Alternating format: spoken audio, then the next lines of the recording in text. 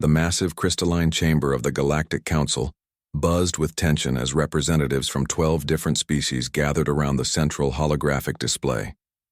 The air itself seemed to shimmer with the weight of the decision they were about to make. Ambassador Zethkri of the Vorthak Empire stood at the podium, his 6 arms gesturing dramatically as he addressed the assembly. Fellow council members, his voice echoed through universal translators. We stand at a crossroads.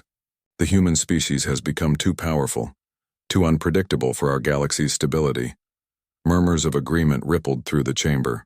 The insectoid Chithari clicked their mandibles in approval, while the gaseous Nethrians pulsed with anxious energy within their containment suits. Only the Corvalian delegate remained silent, her reptilian features unreadable.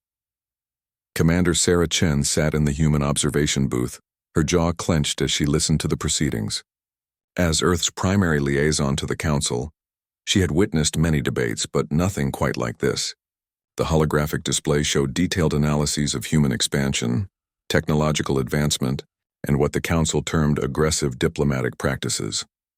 The humans arrived in our galaxy merely 3 centuries ago, continued Zethkri, his primary eyes fixed on the human section. In that time, they have established colonies on over 200 worlds, formed independent trade agreements, and refused to submit to our standardized resource allocation protocols.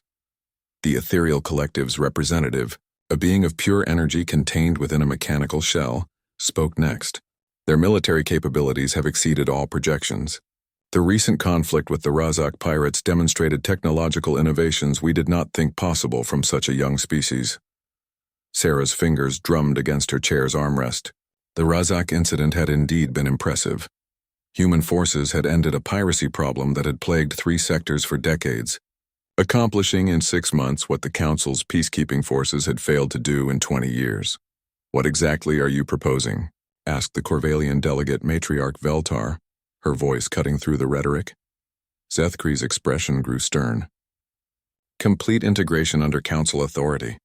All human military forces disbanded and replaced with Council peacekeepers. All human colonies to accept Council governors. All human technological research to be conducted under Council oversight. The chamber fell silent. Sarah felt her heart racing as the implications became clear. This wasn't just regulation. This was subjugation, and if humanity refuses, Veltar pressed, then they will face the consequences of defying the established order, the Vorthak ambassador replied coldly. Economic sanctions, trade embargoes, and if necessary, military intervention to protect galactic stability. Sarah activated her communication device, sending an encrypted message back to Earth. The Council was demanding humanity's complete surrender of sovereignty. She watched as the vote was called, species after species raising their appendages, tentacles, or energy signatures in favor of the ultimatum. Only the Corvalians abstained. The final tally appeared on the holographic display. 11 votes in favor, 0 against, 1 abstention. The ultimatum had passed. Zethkri turned toward the human observation booth. Commander Chen, you will convey this decision to your government. Humanity has 60 standard days to comply with full integration protocols, or face the united response of the Galactic Council. Sarah stood slowly, her mind already racing with the implications. She had served as a diplomat for 15 years, working tirelessly to build relationships and find common ground. She had believed in the Council's mission of peaceful cooperation and mutual prosperity. Now she realized that cooperation had always been conditional on submission. I will convey your message, she said, her voice steady despite the turmoil in her chest. But I should inform the Council that humanity values its independence above all else. We have never bowed to threats, whether they came from our own species or others. The Chithari delegate's translator crackled. Your species' stubborn pride will be its downfall. Accept the inevitable with grace. Sarah gathered her materials and walked toward the exit. As she reached the chamber doors, she turned back one final time. You may want to consider that pride isn't our weakness, it's our strength. Good day, Council members. The massive doors sealed behind her with a resounding thud that seemed to echo through the corridors of the Council station. Sarah's footsteps were measured and deliberate as she made her way to the human embassy section. She had a very important message to send home. Behind her, the Council members began discussing implementation timelines and enforcement protocols. confident that yet another upstart species would soon fall in line with galactic order. They had used this same approach successfully with dozens of other civilizations over the millennia. None of them stopped to consider that humanity might choose a different path entirely. The message pods launched toward Earth within the hour, carrying news that would change everything. As Sarah watched them disappear into hyperspace, she couldn't shake the feeling that the Council had just made the biggest mistake in galactic history. The countdown to humanity's response had begun. The emergency session of the United Earth Assembly had been called within hours of receiving Commander Chen's message. Representatives from every nation and colony sat in the circular chamber beneath the Swiss Alps, their faces grave as they absorbed the magnitude of the Council's ultimatum. President Elena Vasquez stood at the central podium, her weathered hands gripping the edges as she addressed the assembly. Ladies and gentlemen, we face a choice that will define the future of our species. Submit to alien rule or forge our own path among the stars. The Chinese delegate raised his hand. Madame President, the economic implications alone could devastate our outer colonies. 70% of our rare earth elements come from Council-mediated trade agreements. And our research programs, added the Brazilian representative. The technology exchanges have accelerated our development by centuries. Without Council databases, we'll be working blind in dozens of scientific fields. President Vasquez nodded grimly. These concerns are valid and have been thoroughly analyzed by our economic and scientific committees. The short-term consequences will indeed be severe. She activated the holographic display, showing detailed projections of potential outcomes. Trade routes disappeared, leaving many colonies isolated. Research timelines extended dramatically. Military deployments stretched thin across hundreds of worlds. However, the president continued, our analysis also reveals something the Council may have overlooked: human adaptability. The display shifted to show alternative trade networks, independent research initiatives, and resource development programs that had been maintained parallel to Council partnerships. We have never placed all our eggs in one basket. Our ancestors learned long ago that depending entirely on others for survival is a path to extinction. Admiral Marcus Thompson, head of Earth's Colonial Defense Force, stepped forward. Our military assessment indicates that while the Council's combined forces outnumber us significantly, they have grown complacent. Most member species haven't fought a real war in centuries. They've relied on economic pressure and political maneuvering to maintain control. The room buzzed with conversation as delegates processed this information. Dr. Kenji Nakamura from the Titan Research Collective spoke up. Our technology may be younger than theirs, but it's been battle-tested. Every innovation we've made has come from necessity, not academic curiosity. We've had to fight for every breakthrough. The question, interrupted the Canadian delegate, is whether we're prepared for the isolation this choice will bring. We're talking about cutting ties with a galactic civilization spanning thousands of worlds. A new voice emerged from the back of the chamber. Commander Chen had arrived from the Council station, her travel uniform still bearing the insignia of her diplomatic mission. If I may address the assembly? President Vasquez nodded. Commander Chen, your first-hand observations could be invaluable. Sarah walked to the center of the chamber, her bearing straight and confident despite the exhaustion evident in her features. I've spent 15 years working with the Council, believing in their ideals of cooperation and mutual advancement. What I witnessed today wasn't cooperation, it was domination disguised as governance. She paused, meeting the eyes of delegates around the chamber. The Council sees us as a threat not because we're aggressive, but because we're successful without their control. We've proven that their model isn't the only way to achieve prosperity and advancement. The Russian delegate leaned forward. But Commander, surely there's room for negotiation. Perhaps we could accept limited oversight in exchange for continued cooperation. Sarah's expression hardened. I proposed exactly that during preliminary discussions. The Council's response was clear: complete submission or complete isolation. There is no middle ground in their minds. Dr. Nakamura stood again. Then we need to consider what complete isolation really means. Our colony ships use hybrid technology, partially Council-derived but adapted with human innovations. Our manufacturing capabilities are largely independent, established specifically to avoid over-reliance on alien suppliers.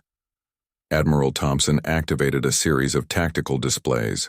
Our analysis suggests we can maintain our current expansion rate using entirely human resources. It will require significant reorganization and some initial hardships, but we've faced worse challenges. The Indian delegate raised a concern that had been weighing on many minds. What about our people currently living in council space? We have over 50 million humans in mixed colonies and trading posts. Evacuation protocols are already being prepared, the president replied. Those who wish to leave will be brought home. Those who choose to stay will retain their human citizenship, but will be on their own regarding council jurisdiction. A long silence settled over the chamber as the magnitude of the decision became clear. Finally, the Australian delegate spoke. So we're talking about humanity stepping away from the galactic community entirely? Commander Chen answered before the president could respond. We're talking about humanity refusing to be junior partners in our own destiny.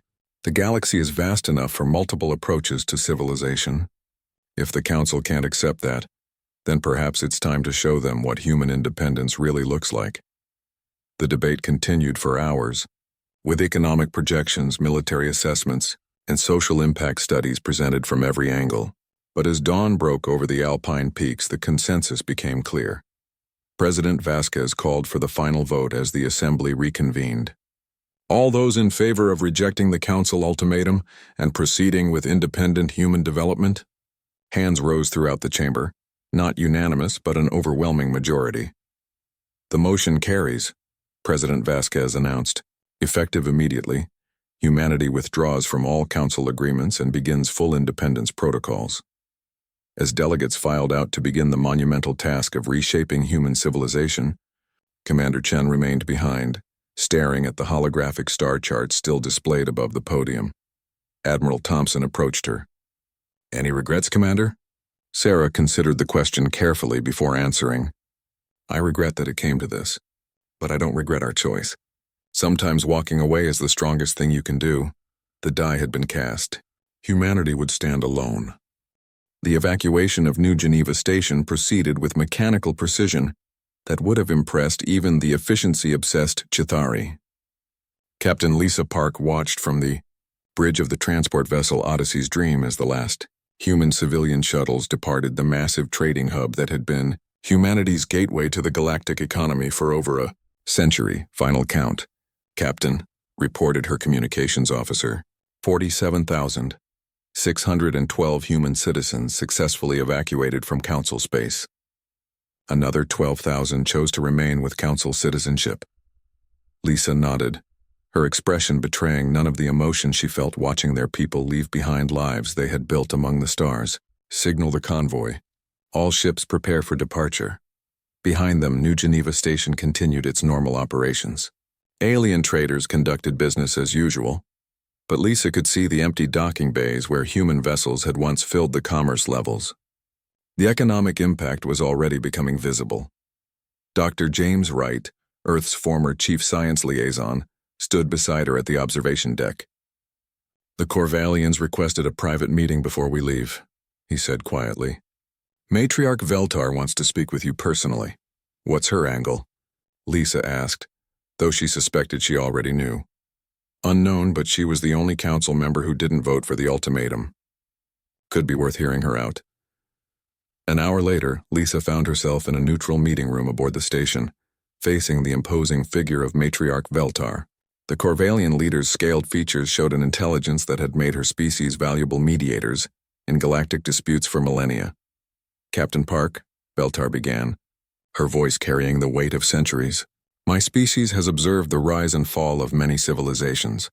What your people are attempting is unprecedented in Council history. We're not attempting anything, Lisa replied calmly. We're simply choosing our own path. Veltar's head tilted in what Lisa recognized as a gesture of curiosity. Do you understand what you're giving up? The Council's collective knowledge spans millions of years. Technologies that could advance your species by millennia, cultural exchanges that could enrich human civilization beyond imagination.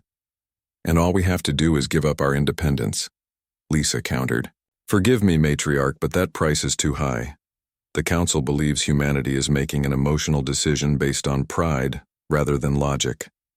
Lisa leaned forward slightly. With respect, the Council doesn't understand humanity very well, do they?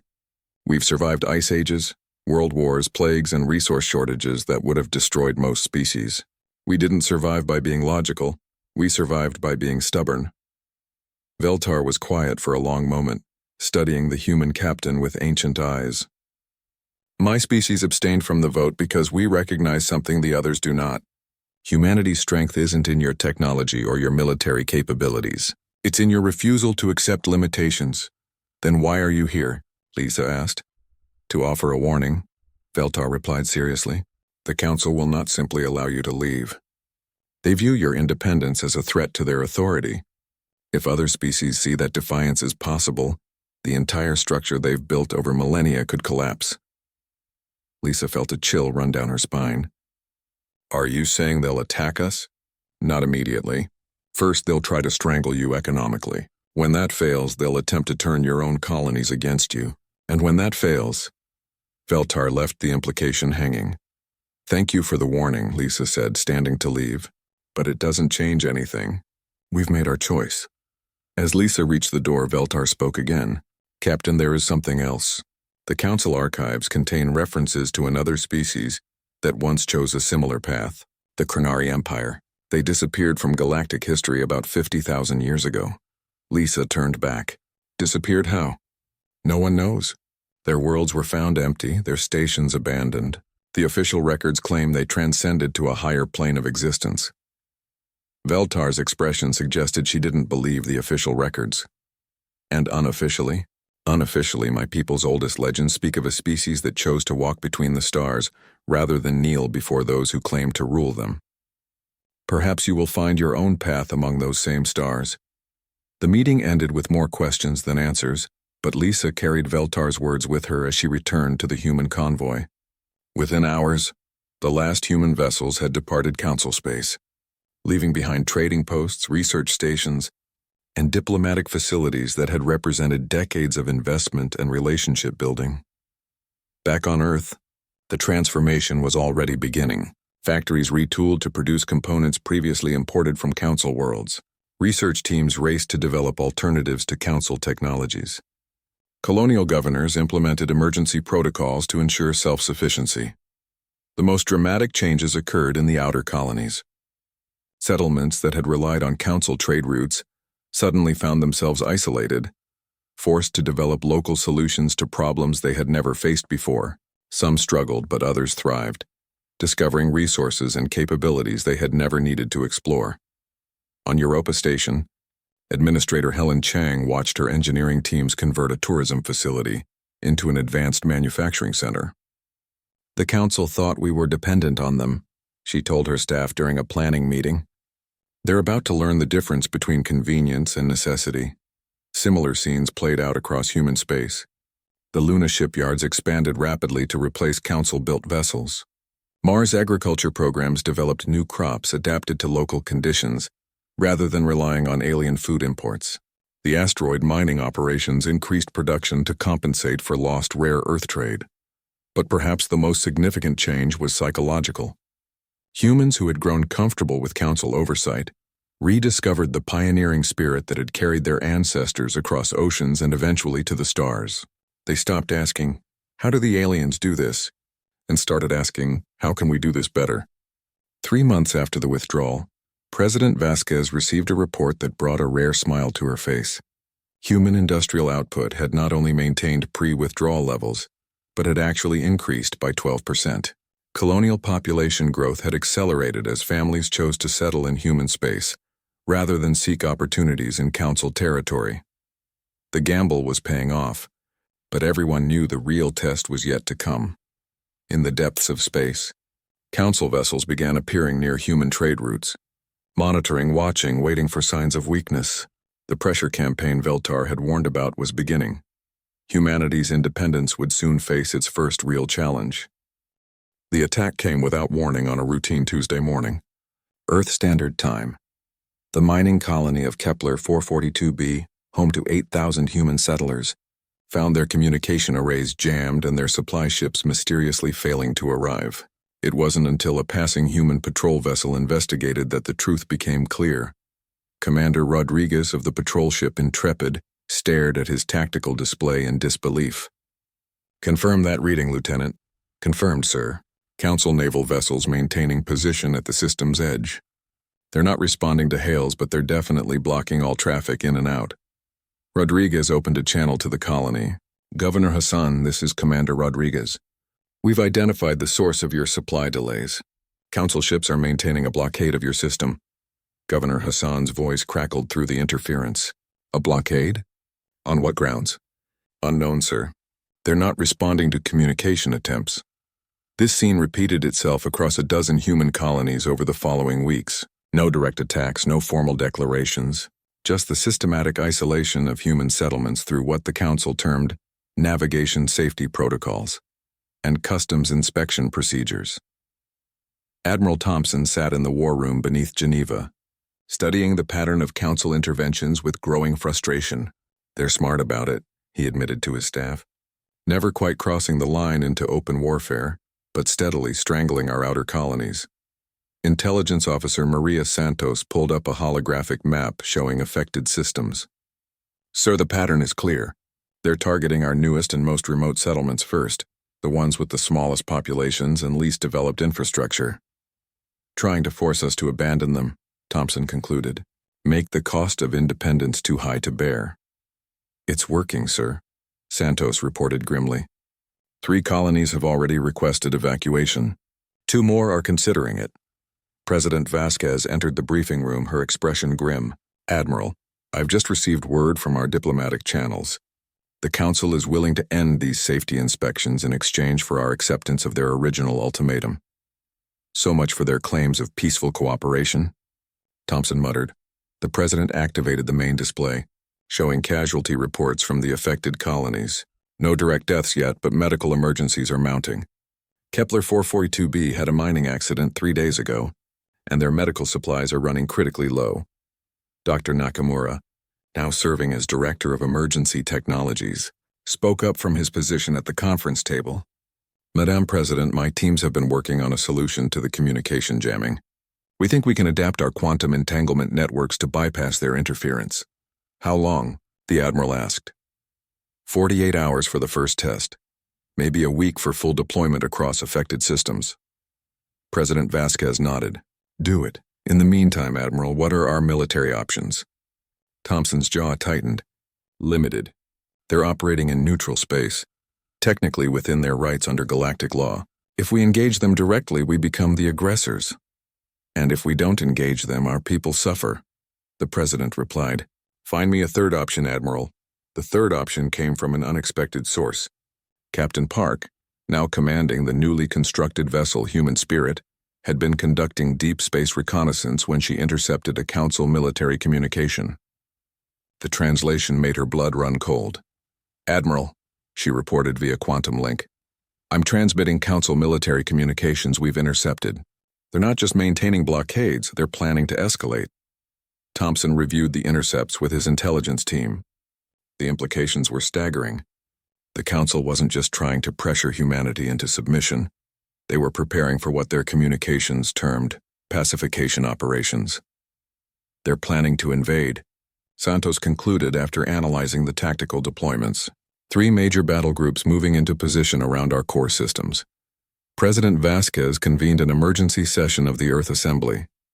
The intercepted communications were presented to stunned delegates who had hoped the crisis might be resolved through negotiation. Ladies and gentlemen, the President addressed the Assembly. We are no longer facing economic pressure. We are facing an invasion force that will arrive at our borders within 72 hours. The Chinese delegates stood immediately. Madam President, surely there's still time for diplomatic solutions. We could request mediation from neutral species.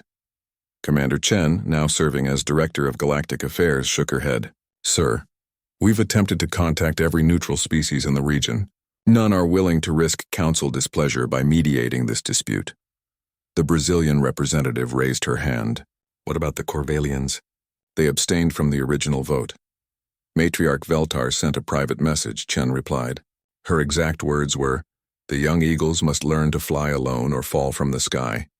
I interpret that as sympathy but no assistance.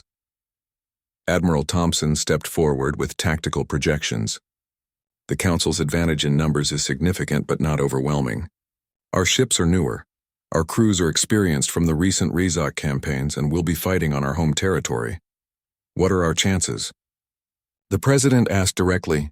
In a straight fight, maybe 30%. But we're not planning a straight fight. Thompson activated a tactical display showing human space with a complex network of defensive positions, mobile strike forces, and what appeared to be abandoned systems. We're going to show them what human warfare really looks like. No grand battles, no formal engagements. We're going to make them pay for every light year they advance. Dr. Nakamura stood up, his normally calm demeanor replaced by fierce determination. Madam President, my research teams have accelerated our weapons development programs. We have several surprises that the Council won't be expecting, such as adaptive AI warfare systems, quantum torpedo warheads, and something we're calling ghost ships, vessels that can phase in and out of normal space using technology we've developed from studying ancient alien ruins. The assembly buzzed with excitement and apprehension. These were technologies that had been theoretical just months ago, now rushed into production by the pressure of impending invasion. President Vasquez called for order. The question before us is simple. Do we fight or do we surrender? The vote was unanimous. As delegates filed out to prepare their nations and colonies for war, Admiral Thompson remained behind with his senior staff. Maria, I need you to send a message to all human colonies. Full mobilization protocols. Every ship, every station, every settlement needs to be ready. Yes, sir. And the message to the Council fleet. Thompson considered for a moment, then smiled grimly.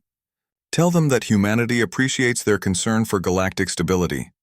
We're about to demonstrate exactly how stable the galaxy can be without their interference.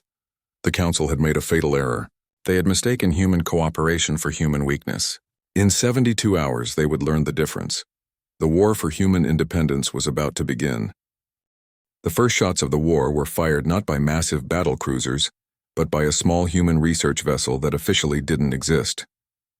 The Shadow Dancer, operating under the new ghost ship technology, materialized behind the Council's advance fleet and destroyed 3 supply vessels before vanishing back into quantum space. Admiral Zethkri of the Vorthak Empire stared at the debris field in disbelief. Impossible. Our sensors detected nothing until the moment of attack. His tactical officer, a nervous Chithari named Clicketh, clicked his mandibles anxiously. Sir, the human vessels appear to be using some form of dimensional phase technology. Our conventional sensors cannot track them. Then we adapt, Zethkri snarled. Deploy gravimetric scanners. These human tricks won't protect them for long. But the human tricks were just beginning. Across the border regions of human space, Council forces found themselves facing an enemy that refused to fight according to established galactic warfare protocols. Traditional battle formations were disrupted by ships that appeared from nowhere, struck hard, and vanished before retaliation was possible. Captain Park commanded the human spirit as it led a wolf pack of 6 vessels against a Council patrol group near the Tau Ceti system. Remember, she told her squadron, we're not here to win a glorious battle. We're here to make them pay a price for every advance. The engagement lasted exactly 4 minutes. The human ships emerged from quantum phase, disabled 2 Council vessels, captured their crew, and disappeared before the remaining ships could mount an effective response. The captured aliens found themselves treated well, but questioned extensively about Council capabilities and intentions.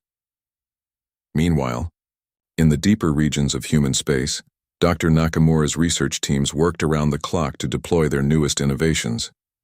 The quantum torpedo warheads proved devastatingly effective against Council energy shields, which had been designed to deflect conventional weapons but couldn't adapt to projectiles that phased in and out of normal space. The adaptive AI warfare systems presented an even greater challenge to Council forces. Unlike the standardized tactical computers used throughout the galaxy, human AI systems learned and evolved during combat, developing new strategies faster than Council commanders could counter them. Admiral Thompson observed the early engagements from his command center, noting patterns that would have been impossible to predict. They're fighting like they've always fought, he told his staff. Massive formations, overwhelming firepower, expecting their enemies to meet them head-on. And we're fighting like humans, Commander Chen replied with satisfaction. Hit and run, adapt and overcome, make the enemy react to us instead of following their playbook. The psychological impact was perhaps even more significant than the tactical advantages. Council forces, accustomed to facing opponents who followed established galactic warfare conventions, found themselves constantly off balance. Reports from captured personnel indicated growing frustration and confusion within their ranks. On the Council flagship Eternal Dominion, Admiral Zethkri convened an emergency meeting with his command staff. These humans are proving more troublesome than anticipated. Their unconventional tactics are causing significant losses. The Ethereal Collective's representative flickered with agitation. Our projections indicated a swift campaign lasting no more than 30 standard days. We are now 3 weeks into operations with minimal territorial gains. The problem, interjected the Chithari tactical coordinator, is that they refuse to defend fixed positions. Every time we mass forces to assault a human stronghold, they evacuate and harass our supply lines instead. Zethkri activated the tactical display, showing Council advancement into human space. What should have been a steady push toward Earth had become a scattered series of costly skirmishes with no clear progress. We need to force them into a decisive engagement. How do you propose to do that? Asked the Ethereal. By targeting something they cannot abandon, Zethkri replied, his expression grim. They're civilians. The first civilian target was New Mumbai, an agricultural colony with over 200,000 inhabitants. Council forces surrounded the system and demanded immediate surrender, threatening orbital bombardment if the population wasn't evacuated within 6 hours. The response came not from the colony, but from Admiral Thompson himself. Admiral Zethkri, this is Admiral Marcus Thompson of Earth Command.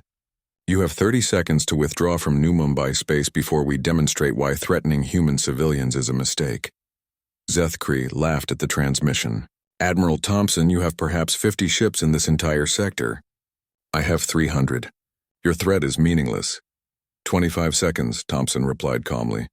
Sir, the Chithari coordinator spoke urgently. Our long-range sensors are detecting massive quantum distortions throughout the system. 15 seconds, Thompson's voice continued. Suddenly, the space around the Council fleet erupted with emerging human vessels. Not 50 ships, but over 400. Phasing into normal space simultaneously. The ghost ship technology had allowed an entire human battle fleet to position itself undetected within the enemy formation. Impossible, Zethkri whispered as his tactical display showed human ships appearing at point-blank range around every Council vessel. Time's up, Thompson announced. You have one chance to withdraw peacefully. Otherwise, we'll demonstrate what happens when you threaten our people. The Battle of New Mumbai lasted less than an hour. Caught completely off guard by the human fleet's sudden appearance, Council forces found themselves outmaneuvered and outgunned, despite their numerical advantage. The adaptive AI systems proved their worth as human vessels coordinated attacks with precision that stunned even their own crews. When the debris stopped floating, over 60% of the Council attack force had been destroyed or captured. The remainder fled in disarray, carrying news of the devastating defeat back to Council space. Admiral Zethkri, his flagship heavily damaged but intact, transmitted a final message before retreating. This is not over, humans. The Council will not tolerate this defiance. Admiral Thompson's reply was broadcast on all frequencies. Admiral, you came here to teach us a lesson about galactic order. Consider the lesson learned. Next time you threaten human civilians, there won't be survivors to carry the news home. The victory at New Mumbai sent shockwaves throughout the galaxy. For the first time in recorded history, a major Council military operation had been not just defeated, but utterly routed by what they considered a primitive species. More importantly, the battle demonstrated that human technology had advanced far beyond Council expectations. The ghost ship phase technology, the adaptive AI systems, and the quantum weapons represented innovations that could reshape galactic warfare. In the Council chambers, emergency sessions convened to address what was no longer seen as a police action, but as a genuine military threat. The humans had refused to submit, survived the economic pressure, and now proven they could defend themselves against overwhelming odds. But the war was far from over. The Council's pride and authority were at stake, and they possessed resources that dwarfed human capabilities. The real test was yet to come. As human forces regrouped and prepared for the inevitable retaliation, one thing had become clear. The galaxy would never again underestimate the species that refused to kneel. The emergency session of the Galactic Council had been convened in absolute secrecy, deep within the most secure chambers of their central stronghold. The humiliation at New Mumbai had shaken the very foundations of their authority, and now desperate measures were being discussed by beings who had never before faced a challenge to their supremacy. Ambassador Zethkri's image flickered in the holographic display, his normally imposing presence diminished by the defeat he had suffered. Honored council members, we severely underestimated human capabilities. Their technology has advanced beyond our intelligence estimates. The ethereal collective's representative pulsed with agitation. How is this possible? Our data indicated they were dependent on our technological assistance for all major innovations. Apparently, Zethkri replied bitterly, they were developing alternatives in parallel. What we saw as dependence was actually preparation. Matriarch Veltar of the Corvalians observed the proceedings from her position, noting the growing desperation in her colleagues' voices. She had warned them that humanity was different, but they had dismissed her concerns as overcaution. The Chithari delegates' mandibles clicked rapidly. The economic sanctions have also failed.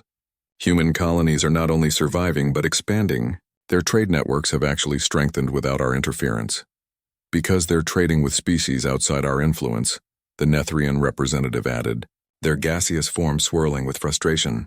The rim worlds, the independent systems, even some of our own member species are secretly conducting business with human traders. This revelation sent shockwaves through the chamber. The Council's economic control had been the foundation of their power for millennia. If that was breaking down, their entire system was at risk. The Vorthak Supreme Chancellor, Zethkri's superior, activated the central display with data that made the entire assembly fall silent. Fellow council members, our intelligence networks have uncovered something far more disturbing than military defeats or economic disruption. The holographic display showed star charts with dozens of systems highlighted in red. These are all former council member worlds that have declared independence in the past 6 months. They cite the human example as proof that council membership is not mandatory for galactic success. The chamber erupted in alarmed chatter. The Chithari delegate stood, his translator crackling with urgency. Impossible. These species have been loyal council members for centuries. Loyalty built on necessity, Veltar observed quietly. Remove the necessity and loyalty becomes optional. The ethereal collective's energy patterns fluctuated wildly. The humans have created a cascade effect. Every day they remain independent, more species question our authority. Chancellor Vorthak's expression grew grave. The situation is worse than mere defection. Intelligence indicates that several independent worlds are forming trade alliances with humanity. They're building an alternative power structure. The implications hit the Council like a physical blow. For 3,000 years they had maintained galactic order, through a combination of economic dependence and military superiority. Now for the first time they faced an alternative that other species found attractive. What do you propose? Asked the Nethrian delegate. Chancellor Vorthak's response chilled the assembly. Total eradication, not occupation, not subjugation. Complete elimination of the human threat before it spreads further. Shocked silence filled the chamber.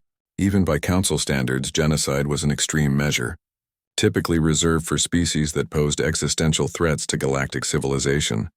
Chancellor, Veltar spoke carefully, you're discussing the elimination of an entire species. The ethical implications. Ethics are a luxury we can no longer afford, Vorthak interrupted. Every day the humans remain free, our authority erodes. Within a decade, half the galaxy could be an open rebellion.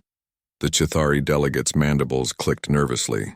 The resources required for such an operation would be enormous, and the reaction from other species will be manageable once the human threat is eliminated, the Chancellor replied coldly. Fear is more reliable than loyalty. We'll blame the humans for forcing our hand, position it as protecting galactic stability. Dr. Synthesis of the Cerebral Union, one of the galaxy's most advanced artificial intelligences, activated for the first time during the session. Its mechanical voice carried an unsettling certainty.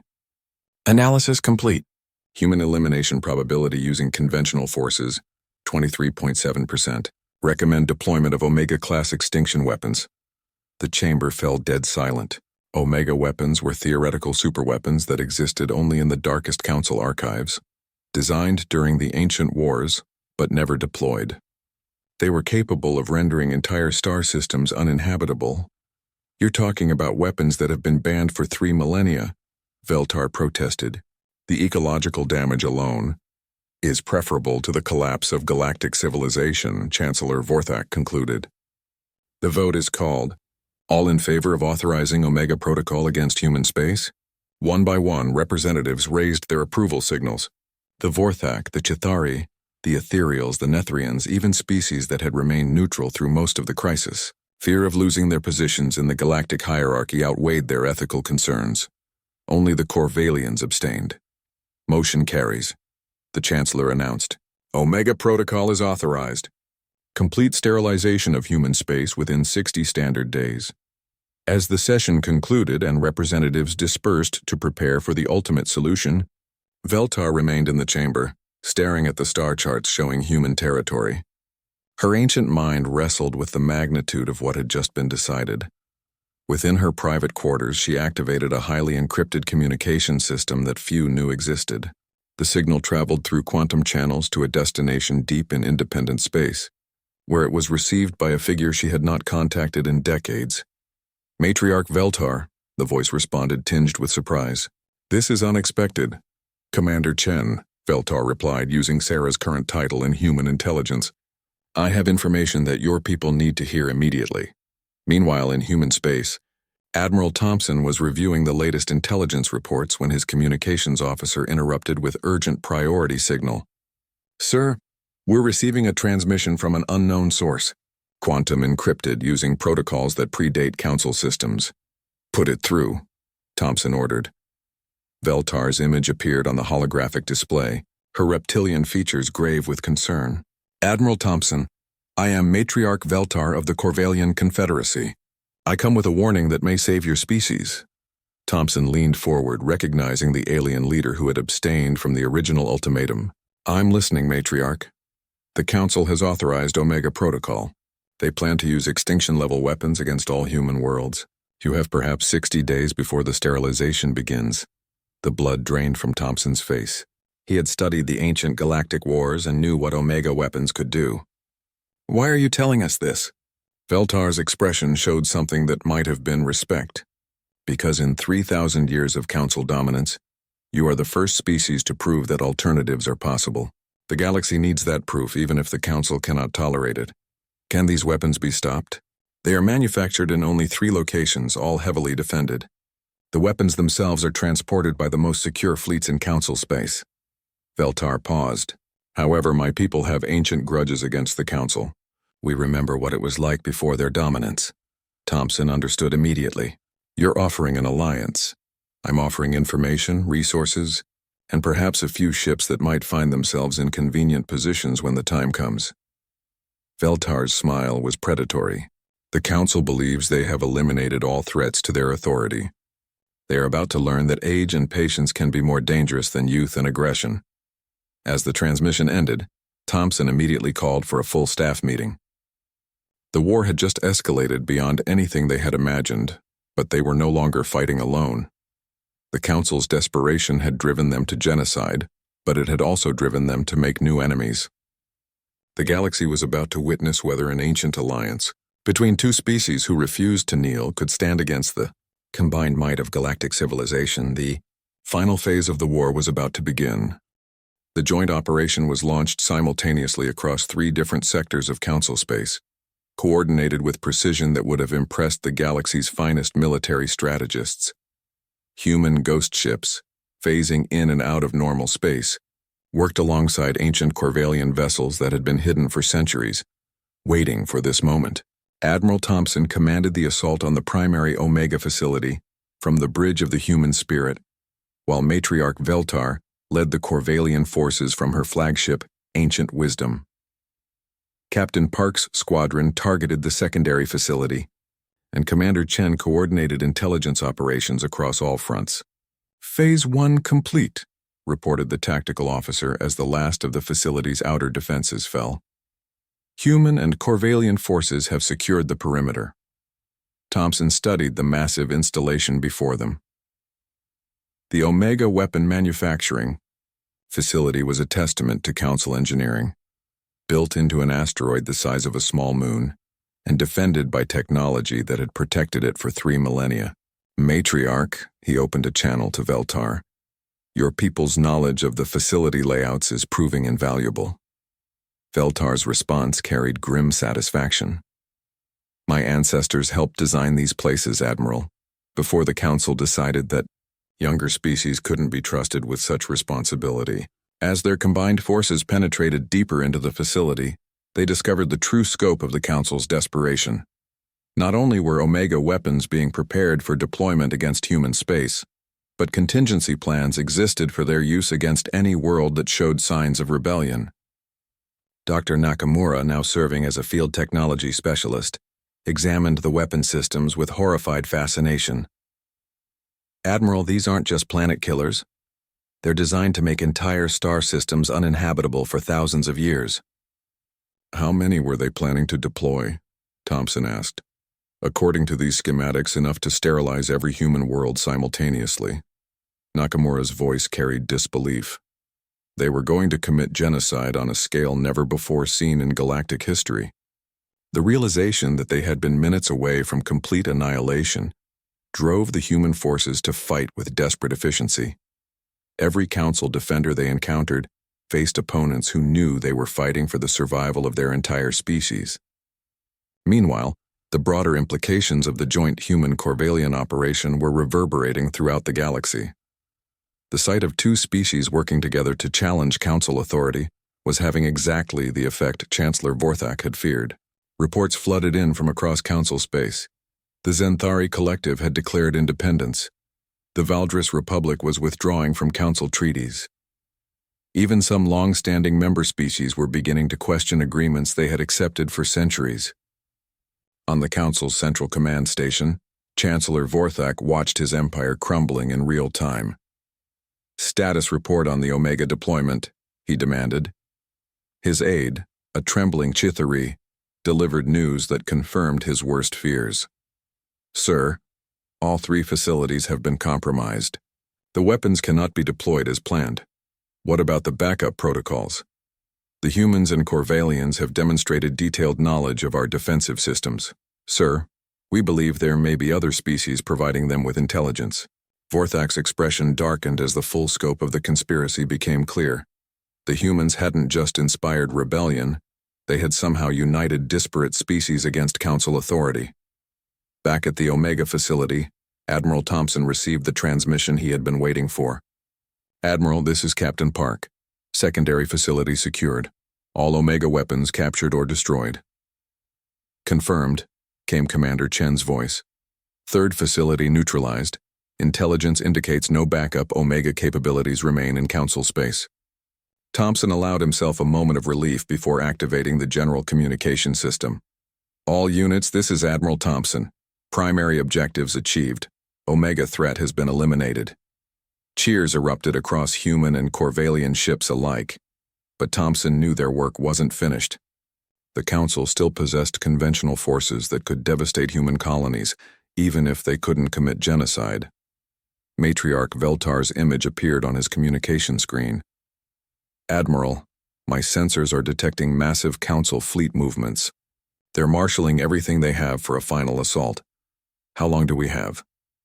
Perhaps 6 days before they reach the Sol system.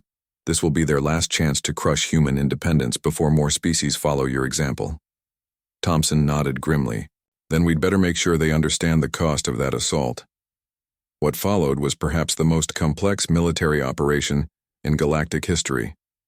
Human forces, augmented by Corvallian allies and assisted by intelligence from newly independent worlds, prepared a defensive Sol that would determine the future of galactic civilization. The battle, when it came, was unlike anything in recorded history. Council forces arrived expecting to face a desperate last stand, only to find themselves confronting a coalition that included not just humans and Corvallians, but representatives from dozens of species that had declared independence during the crisis. The Council's technological advantages were neutralized by human innovation and Corvallian ancient wisdom. Their numerical superiority was offset by the determination of species fighting for their newfound freedom. Most importantly, their psychological advantage was completely reversed as they found themselves fighting not to maintain order, but to preserve their own relevance. The Battle of Saul lasted 3 days and ended with the complete withdrawal of Council forces. Not destroyed, not surrendered, but simply acknowledged that the cost of victory would exceed any possible benefit. Chancellor Vorthak's final transmission to Admiral Thompson carried the weight of 3 millennia of galactic dominance, finally acknowledging its end. Admiral Thompson, the Council formally recognizes human independence and the sovereignty of all worlds that choose to withdraw from our protection. Protection was never what you offered, Thompson replied. Domination disguised as order isn't protection, it's oppression. The aftermath of the war reshaped galactic civilization in ways that no one had anticipated. The Council survived, but as one power among many rather than the supreme authority. Independent worlds formed new alliances based on mutual respect rather than enforced compliance. Trade flourished as artificial restrictions were removed. Most importantly, the galaxy learned that there were alternatives to the structures that had defined civilization for millennia. The human example proved that independence was possible, cooperation could be voluntary, and diversity was a source of strength rather than instability. Years later, as Ambassador Sarah Chen walked through the halls of the new Galactic Assembly where dozens of independent species worked together as equals, she reflected on the price they had paid for walking away from Council authority. The cost had been measured not just in ships and lives, but in the courage to stand alone when standing together meant surrender. The Council had been wrong about one crucial thing. Humanity's struggle hadn't ended with their farewell to Council authority. It had begun with it. And in that struggle, they had discovered that the greatest strength wasn't in the willingness to fight, but in the wisdom to know when walking away was the strongest choice of all. The galaxy was vast enough for many different approaches to civilization. The Council had tried to impose uniformity through force. Humanity had proven that diversity through freedom was not just possible, but preferable. In the end, the Council had indeed paid a price when humans walked away. They had lost their claim to inevitable authority and discovered that respect, unlike submission, could never be demanded, only earned.